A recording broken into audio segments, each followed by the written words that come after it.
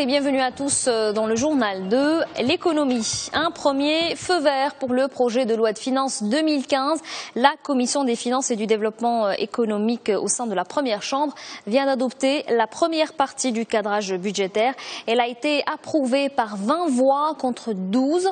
38 amendements ont été formulés par les groupes de la majorité et de l'opposition. S'y ajoutent 6 proposés par le gouvernement. Les amendements pris en compte lors de l'adoption concernent la suppression d'un article qui porte sur l'augmentation de la taxe sur la valeur ajoutée sur les pâtes.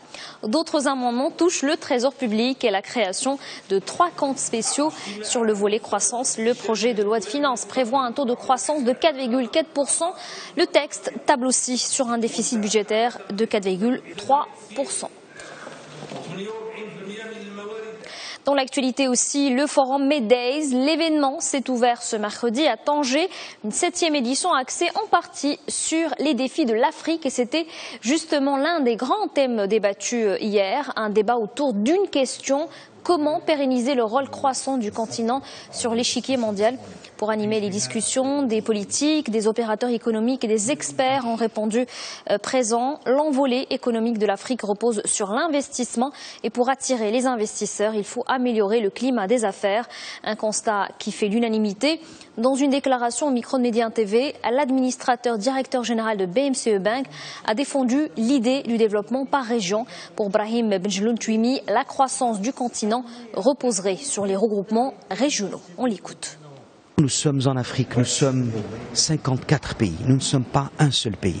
Et en définitive, ce sont 5 grandes régions qui attirent l'investissement. Le Nord, le Maroc, en priorité, tant mieux pour notre pays. L'Égypte, il y a également le Nigeria, le Kenya et l'Afrique du Sud. Il s'agit que le développement de l'Afrique puisse être davantage un développement par grappe, par région. À l'heure actuelle, il y a un certain nombre de regroupements régionaux qui méritent d'être approfondis parce que c'est cela qui va donner une taille critique à ces investisseurs internationaux qui ont besoin de dépasser des frontières étriquées, des frontières héritées de l'ère coloniale. Des propos recueillis par Houssam Eddine Nasser.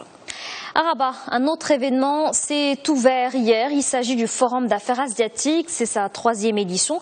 Il est organisé par la Fondation diplomatique. L'objectif de cette rencontre est de développer les relations commerciales entre le Maroc et les pays d'Asie, ainsi que renforcer les échanges multilatéraux. 250 personnes ont pris part au forum.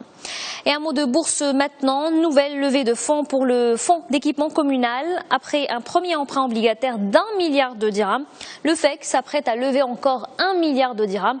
Il vient d'obtenir le visa du Conseil déontologique des valeurs mobilières. Ce qu'il faut retenir, c'est que cet emprunt comprend 3 tranches, toutes non cotées. L'objectif de cette levée de fonds est d'accompagner le développement de l'activité du FEC. À l'international, cette information qui retient l'attention, la chute des cours de pétrole depuis le début de l'été, c'est l'accalmie, une certaine détente qui aurait dû entraîner un ajustement de la production de l'OPEP. Mais c'est loin d'être le cas. Le prix de l'or noir est passé sous la barre des $80, son plus bas niveau depuis 4 ans. Le Brent atteint désormais 79,35$. Il a dégringolé de 31% depuis son dernier pic mi-juin. Parmi les facteurs qui ont entraîné cette baisse, l'abondance de l'offre, la faiblesse de la demande et le renforcement du dollar. Et justement, ce sujet a été à l'ordre du jour de la conférence internationale sur le pétrole à Abu Dhabi. L'événement a connu la participation des groupes pétroliers et opérateurs du secteur de l'énergie. Ils ont débattu des défis et des opportunités qui s'offrent à l'industrie. On écoute à ce propos le président du groupe Total aux Émirats arabes unis. Le plus grand défi est de pouvoir satisfaire les futures demandes de pétrole et de gaz, surtout avec la croissance de l'économie. Il y a d'autres défis qui sont à court terme et tout le monde en parle, comme le prix du pétrole, le contrôle des coûts et les investissements. Mais il demeure des défis à court terme. Le vrai challenge maintenant est d'avoir la technologie. Voilà pour l'actualité économique. Très bonne journée à tous sur notre antenne.